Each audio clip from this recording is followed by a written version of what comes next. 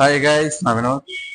So இந்த வீடியோவில் வந்து பார்த்தீங்கன்னா நம்ம எதை பற்றி பார்க்க போகிறோம் பார்த்தீங்கன்னா என்ன ப்ரோ இவ்வளோ நாளாக வீடியோவே போடல அப்படின்னு கேட்டிங்கன்னா, அதில் வந்து நம்மளோட யூடியூப் மானிட்டேஷனில் வந்து கொஞ்சம் மறுபடியும் ஒரு ப்ராப்ளம். ஸோ அதனால தான் இவ்வளோ நாள் வீடியோ போடாமல் இருந்தோம். ஸோ இப்போ அதை நம்ம வந்து கம்ப்ளீட் பண்ணிட்டோம். இன்னமே ரெகுலராக உங்களுக்கு வந்து வீடியோ வரும். ஸோ இப்போ இந்த வீடியோவில் நம்ம போன வீடியோவிலேயே வந்து பார்த்தீங்கன்னா சொல்லியிருந்தோம், இந்த மாதிரி நெக்ஸ்ட் வீடியோவில் வந்து ஹேர் ஒர்க்லாம் பண்ணுறோம் அப்படின்னு சொல்லிட்டு சொல்லியிருந்தோம். ஸோ இந்த வீடியோவில் ஹேர் ஒர்க் ஃபுல்லாக இந்த சாய் பல்லவி இமேஜுக்கு வந்து நம்ம எப்படி ஹேர் ஒர்க் பண்ணோம். ஸோ இது வந்து ஒரு ஸ்டார்டிங்ல நீங்க ஹேர் ஒர்க் பண்றவங்களுக்கு ரொம்பவுமே யூஸ்ஃபுல்லா இருக்கும். ஒரு ஹேரை வந்து நம்ம தள்ளி போடுறதுக்கும் அதை நெருக்கி கிட்ட அந்த ஹேரை போடுறதுக்கும் நிறைய வித்தியாசம் இருக்கு. அது இல்லாம அந்த ஹேர் வந்து ஒரு ஷேப் வந்து நம்ம கரெக்டா இழுத்துட்டோம்னா அதே ஷேப்ல எல்லா ஹேரையும் கொண்டு வர்றதுன்றது ரொம்ப பெரிய விஷயம் தான். ஸோ அதை எப்படி ஈஸியா ஒரு சின்ன ஸ்டெப்பை வச்சு இதை எப்படி நம்ம வந்து அந்த ஹேரை வந்து ஃபுல்லா போட்டு முடிக்கலான்றதை இந்த வீடியோல பார்க்கலாம். ஸோ வீடியோக்குள்ள போறதுக்கு முன்னாடி நீங்க நம்ம சேனல் சப்ஸ்கிரைப் பண்ணாம இருந்தீங்கன்னா சப்ஸ்கிரைப் பண்ணி வச்சுக்கோங்க. கூட ஒரு பெல் ஐக்கான் இருக்கும், அதையும் கிளிக் பண்ணி வச்சுக்கோங்க. ஸோ வாங்க வீடியோக்குள்ள போயிடலாம். ஸோ இப்போ வந்து பார்த்தீங்கன்னா நான் என்ன பண்ணுறேன், இப்போ இந்த ஹேர் வந்து ஆல்ரெடி பிளாக் பண்ணல எடுத்துக்கிறேன். ஸோ இதில் நம்ம ஹேர்ன்னு போடும்போது என்ன பண்ண போகிறோம்னா, ஸ்டார்டிங்கில் அந்த ஹேரை வந்து நம்ம பார்த்துக்கணும். ஓகேங்களா? இப்போ ஸ்டார்டிங்கில் உங்களுக்கு இதோட இமேஜ் வந்து நீங்கள் எடுத்து வச்சிட்டிங்கன்னா,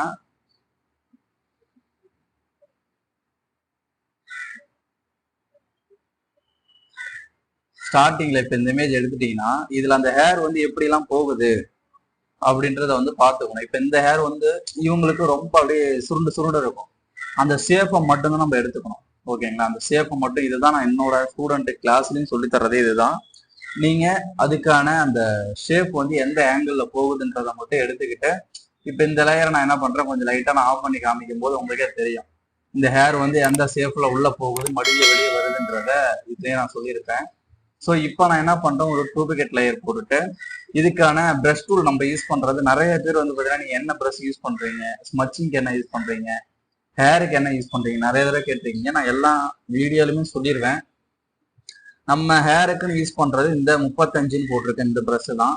இந்த 35 நம்பர் ப்ரஷ் தான் எடுத்துட்டு, இதுக்கான செட்டிங்ஸ்ன்னு பார்த்தீங்கன்னா ஷேப் டைனாமிக், டிரான்ஸ்பர், ஸ்மூத்திங், இது மூணுத்தையும் ஆன் பண்ணிக்கணும். ஷேப் டைனாமிக்ல இங்க ரெண்டுத்தையும் வந்து பென் ப்ரஷர்ல வச்சுக்கணும். அதுவே டிரான்ஸ்பரண்டையும் அதே மாதிரியே வந்து பென் ப்ரஷர்ல ரெண்டுத்தையும் வச்சுட்டு ஸ்மூத்திங் வந்து ஆன் பண்ணிட்டு ஓகே கொடுத்துருங்க. இப்போ நான் என்ன பண்றேன், ப்ரஷ்ஷுக்கான சைஸை கொஞ்சம் பெருசா வச்சுட்டு இதோட ஒப்பாசிட்டி வந்து 100 வச்சுக்கிறேன்.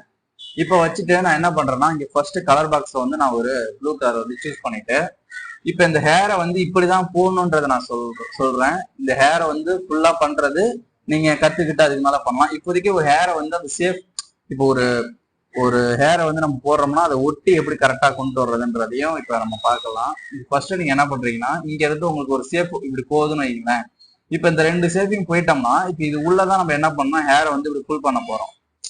ஓகேங்களா? இப்ப இந்த இதுல லேயர்லயே காட்டுற பாருங்க. இப்ப இந்த லேயர்ல இருக்குன்னா இதுல நான் என்ன பண்ணிருக்கேன், இங்க ஒரு ஹேரும் போட்டிருப்பேன். அப்ப அதுக்கு உள்ள வந்து நான் இடையில வந்து நிறைய ஹேர் வந்து போட்டிருக்கேன். ஓகேங்களா? ஒட்டியே கொண்டு வந்திருக்கேன். இப்ப அதே மாதிரி இப்ப இந்த இடத்துல எடுத்துக்கிட்டீங்கன்னாலும் இப்ப இங்க இருக்குது, இங்க ஒரு ஹேர் போட்டிருப்பேன், இங்க ஒரு ஹேர் போட்டிருப்பேன், இங்க ஒரு ஹேர் போட்டிருக்கேன், இங்க ஒரு ஹேர் போட்டிருக்கேன். இப்போ ஒரு 4 ஹேர் பெருசா நான் போட்டிருக்கேன்னா அதுக்கு கீழே என்ன பண்றேன், அது உள்ளேயே ஒட்டி கொஞ்சம் நிறைய ஹேர் எல்லாம் நெருக்கி போட்டிருக்கேன். இப்ப இந்த மாதிரி நம்ம நெருக்கி அந்த ஹேரை போடும் போது என்ன ஆகுதுன்னா, ஜூம் கம்மி பண்ணி பாக்குறப்ப நமக்கு அந்த ஷேப் நல்லா இருக்கும். ஏன்னா அந்த நம்ம மடிச்சு சீவிர அந்த எஃபெக்ட் வந்து நமக்கு தெரியணும். ஓகேங்களா? அதே மாதிரிதான் லூசியா இருக்கும். இப்ப இங்க வர்றதுன்னா இது நிறைய மெத்தட் நீங்க பாக்கலாம்ல, அந்த நிறைய அந்த ஒட்டி ஹேர் வருது பாத்தீங்களா, அந்த மெத்தடை நிறைய பார்க்கலாம். இங்க பார்க்கலாம் எல்லாமே வந்து இந்த ஷேப்லயே தான் நம்ம போடணும். இப்ப அதுவே நான் உங்களுக்கு இப்படி சொல்ல வர்றதுன்னா, இப்ப இது எப்படின்னு பாக்குறீங்கன்னா, இப்ப ஒரு ஷேப்ல வந்து நான் இங்க இருந்து ஒரு ஹேர் போட்டுக்கிட்டேன்னு வைங்களேன், அதுவே இங்க ஒரு ஹேரை போட்டுட்டு இங்க ஒரு ஹேர் போடுறேன். இது இன்னொரு விஷயம் என்னன்னா, நீங்க ஒரு ஹேரை வந்து போடும் போது அந்த ரெண்டு சைடும் வந்து எட்ஜஸ் வந்து ஷார்ப்பா இருக்கா அப்படின்றத பாத்துக்கணும். ஓகேங்களா? ரெண்டு சைடு வந்து எட்ஜஸ் வந்து ஷார்ப்பா இருக்கா, அது மட்டும் இல்லாம ஷேப்பும் ஒரே மாதிரியே போகுதா. ஒரு ஹேர் நம்ம போட்டோம்னா அந்த ஹேர் கூட சின்னதா போடாம அதே ஷேப்ல இன்னொரு ஹேர் நம்ம கிரியேட் பண்றோமான்றதையும் பாத்துக்கணும். இப்ப நான் இங்க ஒரு ஹேர் போட்டுட்டு அதே மாதிரியே வேக்கம்ல இங்க ஒரு ஹேர் போட்டுக்கிறேன்.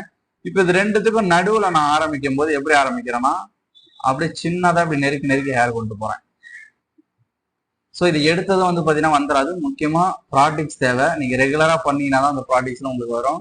இப்ப இதுல இன்னொரு விஷயம் என்னன்னு பாத்தீங்கன்னா, இப்ப நான் என்ன பண்ணிருக்கேன், இந்த ஹேர் எல்லாம் பார்க்க ஒரே ஷேப்லயும் இருக்கு, அதே மாதிரி ரெண்டு சைடு எட்ஜஸும் ஷார்ப்பா விழுவுது.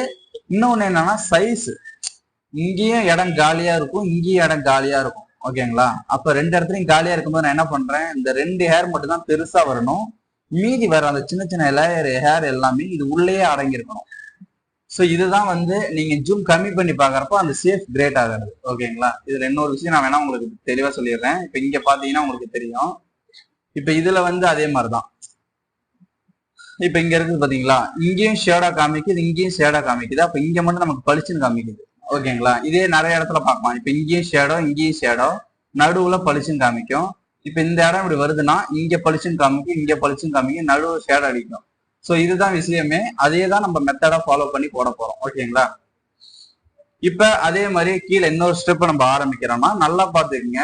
நீங்க ஒரு ஹேர் போடும் போது இந்த மெத்தடை வச்சு நீங்க போடும்போது உங்க ஷேப் கரெக்டா வந்தாவே நீங்க ஹேரோட அந்த ஒர்க் வந்து நீங்க கொண்டு வந்துருவீங்க. இப்ப இதே மாதிரியே நான் இன்னொரு கோடு இப்ப பெருசா போறேன்னு வைங்களேன், இது கூடையே வந்து ஒட்டி அப்படியே கொண்டு வரோம் பாருங்க.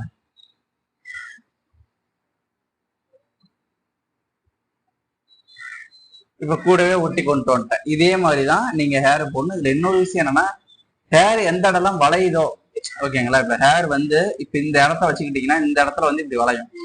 இப்ப இந்த இடம் இப்படி வளையுது, அதே மாதிரி இந்த இடம் இப்படி வளையுது. இப்ப 2 இடம் இப்படி வளையுதுன்னா இப்ப இது உள்ள நம்ம என்ன பண்ண போறோம், இங்கேயும் இங்கேயும் இப்ப இது உள்ளதான் நம்ம ஹேரை வந்து ஃபில் பண்ண போறோம். இப்ப இந்த ஹேரை வந்து நம்ம ஃபில் பண்ணும் போது இப்ப இந்த ஹேரை வந்து நம்ம ஃபில் பண்ணும் போது இதுல வந்து நம்ம என்ன பண்ண போறோம்னா, இது கூடயே வந்து நம்ம ஒட்டி கொண்டு வர போறோம் ஹேரை. இப்ப இது கூடவே வந்து பாத்தீங்கன்னா இந்த இடத்துக்கிட்ட அப்படியே ஒரு சின்னதா ஒரு ஹேர் போட்டு அப்படியே வளைச்சு கொண்டு வரேன். முக்கியமா இந்த வளைக்கிறதும் உங்களுக்கு தெரிஞ்சிருக்கணும். இது எல்லாமே ப்ராக்டிக்ஸா மட்டும்தான் முடியும். நீங்க ரெகுலரா ப்ராக்டிஸ் பண்ணா மட்டும்தான் இந்த ஹேர் வளைக்கிறது, ஸ்ட்ரைட்டா போறது, ஷேப் கரெக்டா பண்றது, 2 சைடு எட்ஜ் ஷார்ப்பா விழுவுறது, இதெல்லாம் வந்து பாத்தீங்கன்னா நீங்க ப்ராக்டிஸ் பண்ணாதான் நடக்கும். இதுல இப்ப நெக்ஸ்ட் வந்து பாத்தீங்கன்னா இப்ப இங்க இருந்து நான் இங்க ஒரு ஹேர் போறேன்னு வைங்களேன், அதே மாதிரி இப்ப இங்க இருந்து ஒரு ஹேர் மட்டும் சின்னதா அப்படி போட்டுக்கிறேன். இப்ப இதுக்கும் நமக்கு ஒரு கேப் இருக்கு இல்லையா? இப்ப இந்த கேப்ல நான் என்ன பண்றேன், ஒரு ஹேர் வந்து ஃபில் பண்றேன். இது வந்து நம்மளோட கிரியேட்டிவிட்டிக்கு தான். ஸ்டெப் இதுதான் உங்களுக்கு. ஓகேங்களா? ஸ்டெப் வந்து இதுதான். அந்தந்த அவங்களோட ஹேர் ஷேப்புக்கு ஏற்ற மாதிரி நீங்க அந்த ஸ்டெப்பை மாத்திக்கணும். இப்ப லூஸ் ஹேர் நீங்க எடுத்துக்கிட்டீங்கன்னா இப்ப கீழே வருது இல்லைங்களா? இப்ப கீழே வர்றதுல நான் என்ன பண்றேன், இப்ப இந்த இடம்லாம் பாத்தீங்கன்னா இங்கேயும் ஹேர் போட்டு இப்படி எஸ் ஷேப்ல வளைச்சு கொண்டு வராங்க. அப்ப இதை நம்ம எப்படி பண்ண போறோம், இங்க வந்து பாத்தீங்கன்னா ஒரு கோடு போட்டுட்டு அதே மாதிரி இங்க ஒரு கோடு, இப்ப 2 கோடு ஆப்போசிட்டா போட்டுட்டு இப்ப இதுல இருந்து நான் என்ன பண்றேன், அப்படி சின்னதா ஹேரை போட்டு வளைச்சு கொண்டு வரேன். பாத்தீங்கன்னா வளைச்சு கொண்டு வரேன். அதுவே இன்னொரு விஷயம் என்னன்னா, இப்ப இங்க இருந்து நம்ம இப்படி ஆரம்பிக்கும் போது இங்க ஒரு ஹேரு, இங்க ஒரு ஹேரு, இப்ப இது உள்ள நான் என்ன பண்றேன், இவ்வளவுதான் போட போறேன் ஹேரு. அப்ப அதுக்கேற்ற மாதிரி நான் என்ன பண்றேன், அப்படியே கொஞ்சமா இப்படி வளைச்சு ஹேரை வந்து இப்படி கொண்டு வரேன். ஓகேங்களா? இப்போ உங்களுக்கு அந்த மெத்தடை புரிஞ்சுக்கணும்னு நினைக்கிறேன். ஸோ ஒரு ஹேர் மெத்தடுன்றது இவ்வளவுதான். நீங்க அந்த ஹேரை வந்து எந்தெந்த ஷேப்லாம் எப்படி போகுதோ அதுக்கு ஏற்ற மாதிரி நீங்க அந்த ஷேப்பை வந்து கொண்டு போகணும். ஃபர்ஸ்ட் நீங்க ப்ராக்டிஸ் பண்ணுங்க. சும்மா ஒரு எம்டி லேயர் போட்டுக்குங்க. எம்டி லேயர் போட்டுட்டு அதோட பேக்ரவுண்ட் வந்து இதுல வச்சுட்டு இப்ப ஒரு எம்டி லேயர்ல நீங்க இப்படி ட்ரை பண்ணி பாருங்க. ஃபர்ஸ்ட் நம்ம ஒரு ஹேர் போடுறோம், 2 சைடு எட்ஜஸ் ஷார்ப்பா இருக்குன்றத பார்த்துட்டு ஒரு ஹேர் போடுங்க. மறுபடியும் அது பக்கத்துல இன்னொரு ஹேர் போடுங்க. இது 2த்துலயும் நெருக்கி அழகா ஹேர் வந்து கிட்ட நெருக்கி போட்டுட்டு வர மாதிரி ப்ராக்டிஸ் பண்ணுங்க. ஏன்னா இந்த மாதிரி நீங்க ப்ராக்டிஸ் பண்ணதுக்கு அப்புறம் நீங்க ஒரு போட்டோல நீங்க கை வச்சு ஒர்க் பண்ணும்போது உங்களுக்கு எப்பயும் நம்ம பண்ணதோட இப்ப பண்ணும்போது உங்களுக்கு புதுசா தெரியும். ஓகேங்களா? ஏன்னா நான் பண்ற மெத்தடு, அது இல்லாம என்னோட ஸ்டூடெண்ட்டுக்கு நான் சொல்லித்தர ஒரு மெத்தடு இதுதான். நான் அவங்களுக்கும் கிளாஸ்ல சொல்லி தர்றது. ஆனா இதை நீங்க புரிஞ்சுக்கிட்டீங்கன்னா, அந்த சேஃபை கரெக்டா கிரியேட் பண்ணிட்டீங்கன்னா உங்களுக்கு ரொம்ப ஈஸியா இருக்கும். இப்ப நான் இந்த மாதிரி பண்ணதை இதை நீங்க போக ஃபர்ஸ்ட் பொறுமையா ஆரம்பிச்சு நீங்க ஃபாஸ்டா பண்ணணும். இப்ப நீங்க ஃபர்ஸ்ட் இந்த இப்படி ஆரம்பிக்கிறது இந்த மாதிரி ஆரம்பிச்சுதான் அப்புறம் இப்படி வரும். ஓகேங்களா? இதுல இன்னொரு விஷயம் என்னன்னா, இப்படி ஹேர் போடுறது இப்படி வளைக்கிறதெல்லாம் ஈஸியா பண்ணிடலாம். இந்த இப்படி எஸ் மாதிரி வர்றதெல்லாம் இப்படி தூக்கி வர்றதெல்லாம் பண்றோம் பாத்தீங்களா? ஸோ இதெல்லாம் வந்து நீங்க இன்னும் ரெகுலரா ப்ராக்டிஸ் பண்ணணும். உங்களோட பேட் வந்து பாத்தீங்கன்னா, இப்படி இருக்குதுன்னா இந்த பேட்ல வந்து நீங்க அழுத்தம் கொடுக்கறது உங்க ப்ரெஷரை பொறுத்து தான் இருக்கு. இப்ப நீங்க வந்து ஸ்டார்டிங்கே இப்ப நான் இங்க நடுவுல வந்து அழுத்தம் கொடுக்க போறேன். அப்ப இங்கேயும் நம்ம என்ன பண்ண போறோம், ஆரம்பிக்க போறது இல்லை.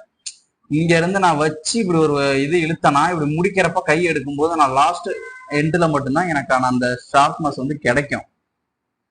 ஓகேங்களா. ஆனா ஸ்டார்டிங்ல வந்து எனக்கு கிடைக்காது. அப்ப நம்ம என்ன பண்ண போறோம், ஸ்டார்டிங்லயே வைக்க கூடாது. வச்சுட்டோம்னா அந்த இடத்துல ஷார்ப்னஸ் போயிடும். அதே மாதிரி முடிக்கிறப்ப நம்ம டக்குன்னு கையை எடுத்துடணும். இப்ப முடிக்கிறப்ப நம்ம ஹேர் போட்டு கடைசி இதுல வர்றப்ப இப்படியே வச்சுட்டோம்னா நமக்கான ஷார்ப்னஸ் இருக்காது.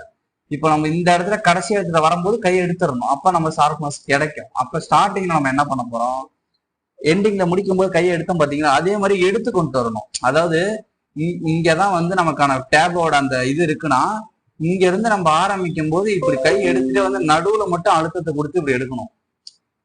புரியுதுங்களா? இந்த இருக்கலாம்.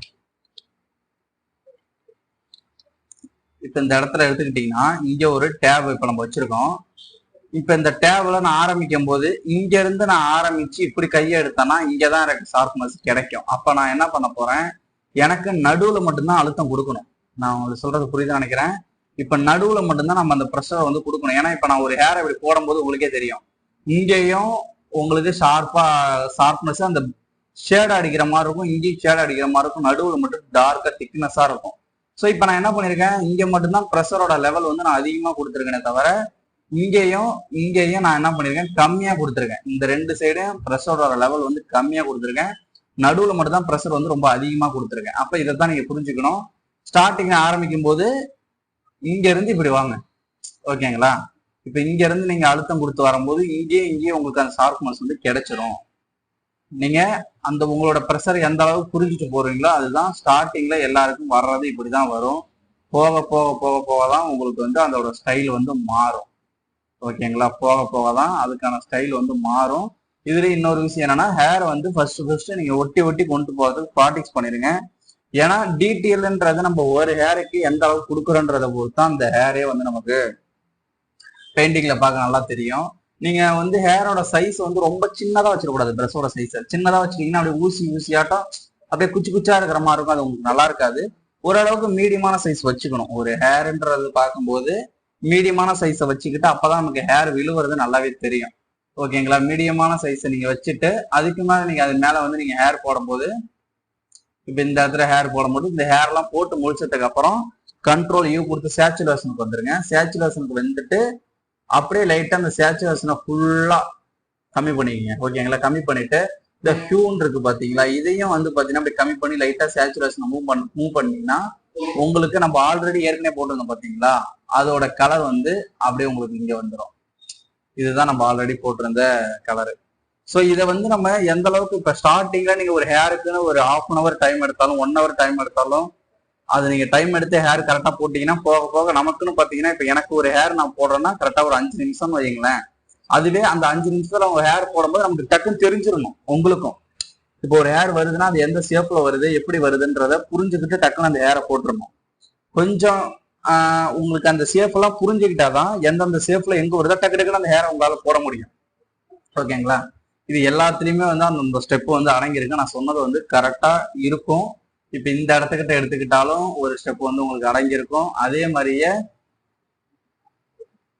மாதிரியே நிறைய லூஸ் ஹேர் எல்லாத்துலயும் வந்து பாத்தீங்கன்னா உங்களுக்கு அந்த ஸ்டெப் வந்து வந்துகிட்டே இருக்கும்.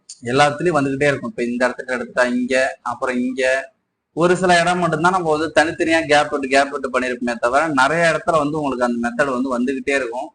இதை நீங்க ரெகுலரா எல்லா இடத்துலயும் ப்ராக்டிஸ் பண்ணீங்கன்னா போக உங்களோட ஒர்க் மாறுறதை நீங்களே பார்ப்பீங்க. ஸோ இதுல சிம்பிளான மெத்தட்ல ஒரு ஹேரை நான் வந்து போட்டு காமிக்காம, ஒரு ஹேர்னா இப்படிதான் அதை நெருக்கி போடணுன்றதை நான் அந்த வீடியோல வந்து சொல்லிட்டேன். ஸோ நெக்ஸ்ட் வீடியோல இருந்து உங்களுக்கு ஒரு புதுசா ஒரு வீடியோ ஒன்று வரப்போகுது. ஸோ அதை நான் நெக்ஸ்ட் வீடியோல சொல்றேன் என்னன்றதை. ஏன்னா இது வரைக்குமே நம்ம வந்து ஒரு பெயிண்டிங் எடுத்துக்கிட்டா அந்த பெயிண்டிங்கை பண்றோம், அதுக்கான ஸ்மச்சிங்கை பண்றோம், எண்டிங்கை பண்றோம், phase colour correction hair work எல்லாத்தையும் பண்றோம். இப்படிதான் நம்ம வீடியோ போட்டுட்டு இருக்கோம்.